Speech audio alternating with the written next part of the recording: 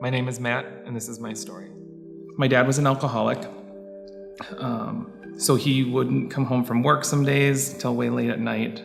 So there's a lot of lonely nights with this 4 kids at home. Our parents wound up getting divorced, and then it turned into kind of pure hell. Between the 2 parents fighting over who was going to have custody, who wasn't, and they dragged us in between a lot of that. At 18, I had graduated from school. I felt more freedom. I also am gay. So my 21st birthday, my cousin would take me out to a bar. And it was a gay bar in Green Bay, and I met somebody, and it kind of how it sprawled out. I had a girlfriend for 4 years, and I had broke up with her right after that. Kind of set the family in awe. But it was the first time that I felt like I didn't have to live a double life, because I was trying to be somebody I wasn't here. But then when I was out on my own, I kind of did my own thing. After I had come out at around 21, I probably did a lot more drinking, and I felt like that's all I did was go to work, go to the bar, go to work, go to the bar. Probably around 22, 23, I was introduced to Adderall. And I had met my partner that I'm with now, Ted, and we were together for about almost a year. He had got a job in Dallas, and we picked up and moved. I was kind of naive to drugs. I knew a little bit about pot or whatever, but it wasn't really I always could say no. It just wasn't my thing. We started drinking one night. They brought out the stuff to smoke, and they called it ice. I had no clue what it was, and I'm like, I'll try it, whatever. I was drunk, and I made a poor decision. From the first time I tried it, I felt stronger. I felt like just empowered. After that, kind of wore off. I was up for 2 days. It wasn't much fun because I was tired and I wanted to sleep. Once I had asked them, once they got there the second time, what it was, and it was meth is what they told me it was. And I was like, shit, what am I doing? But because I was on Adderall and I had lost a lot of weight on it, I had thought to myself, well, meth, people lose weight. So why don't I just do it for a couple weeks? Then I'll just stop, and then I'll be fine. After I crossed the line, I used daily. I went into our safe, and within that 3 months, I've taken out $12,000 and spent it. Once he caught on to money missing out of the safe, that's probably when everything went downhill for me fast. After a year of using, I had left Ted. I went and got my own apartment. I would be up all night. I wouldn't hear my alarm clock in the morning if I passed out. And I eventually was to the point with work, you're late one more time, we're gonna have to let you go. So then after I had gotten fired from my job, I had to try to make money. So I started selling drugs. But then I was calling Ted all the time, I need help. He got smart, started going to Al-Anon. And I think around this time, and they told him to quit doing for me. The day of my sister's wedding, after everything was all said and done, I told my sister, my mom, and Ted that I'm ready to go to rehab.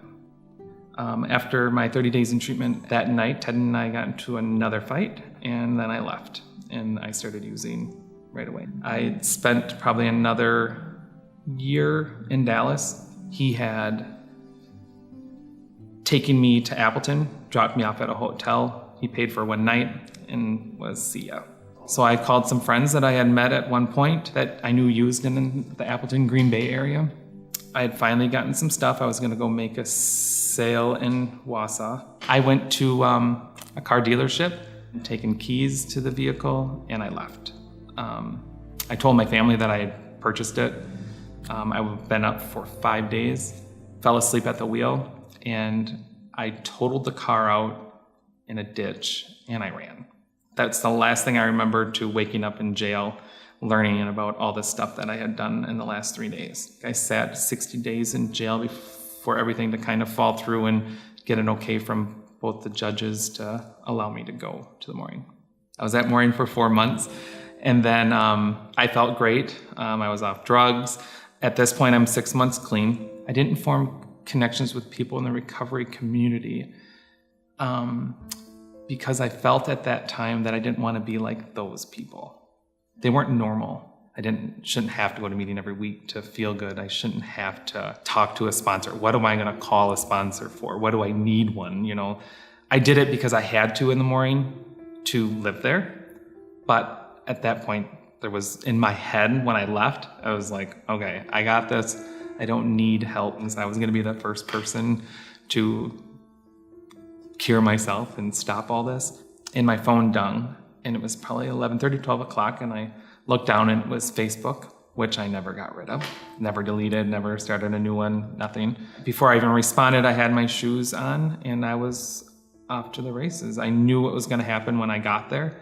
And in my head, it was like, I'm just going to do it this one time, get it out of my system. Within like the first 3 months that I was miserable, I remember sitting there crying to my mom that I was just done. Like I don't want to use, but I want to. I can't. I don't know how to stop. And I didn't want to go back to jail because I knew if I went to rehab, my probation officer was going to find out. I remember probably like the week before I had gone back into the mooring house again, that I was crying and I was praying and I asked God to end my life. I was done. I couldn't do this anymore. I was just miserable. I was that miserable. I didn't cry the whole first 3.5 years, but I cried almost every day.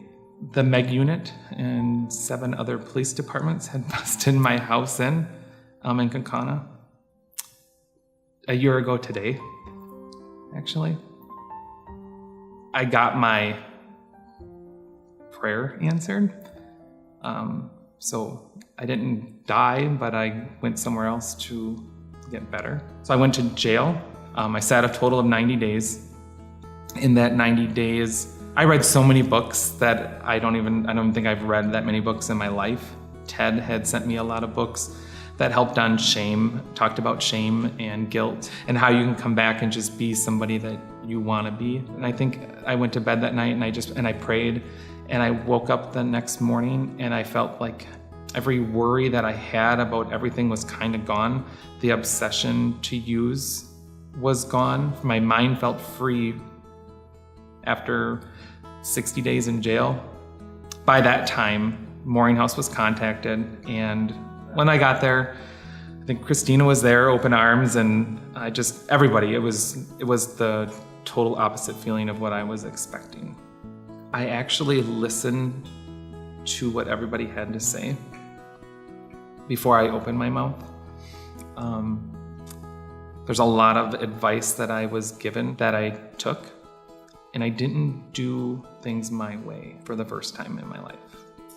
So I decided I was going to go to STEP, and I got there, and the first week probably kicked my butt.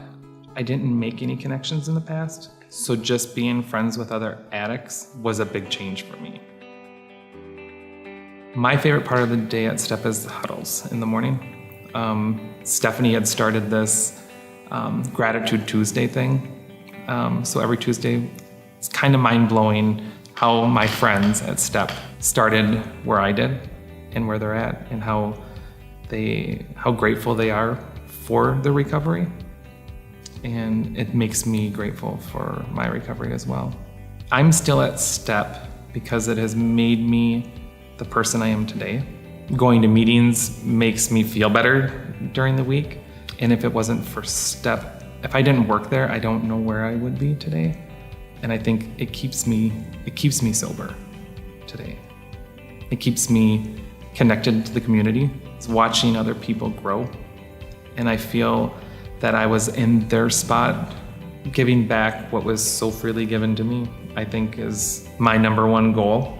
So in whatever way I can do that, I will make sure it gets done.